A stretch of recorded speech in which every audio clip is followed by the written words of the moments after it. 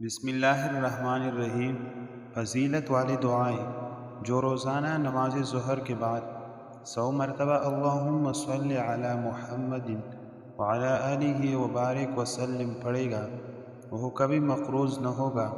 غیب کے خزانوں سے اللہ تعالیٰ اس کا قرض پورا کر دے گا، اس کی گناہ پر عذاب نہیں دیا جائے گا۔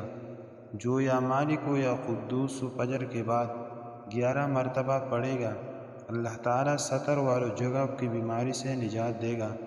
جو بندہ دن میں 100 مرتبہ اللہم صلی علی محمد عبدک ورسولک وصلی علی المؤمنین والمؤمنات والمسلمین والمسلمات پڑھے گا، اللہ تعالیٰ اس کے مال میں زیادتی فرمائے گا، اور عشاء کو پڑھنے سے حضور صلی اللہ علیہ وسلم کی زیارت نصیب ہوگی۔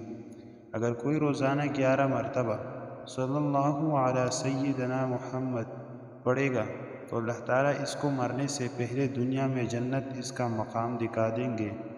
جو بندہ روزانہ 40 مرتبہ لا الہ الا انت سبحانک انی کنت من الظالمین پڑھے گا، جس کو ہر بیماری سے نجات مل جائے گی، اور اگر مر گیا تو شہید ہوگا، اور اگر صحت یاب ہو گیا تو تمام گناہ معاف ہو جائیں گے۔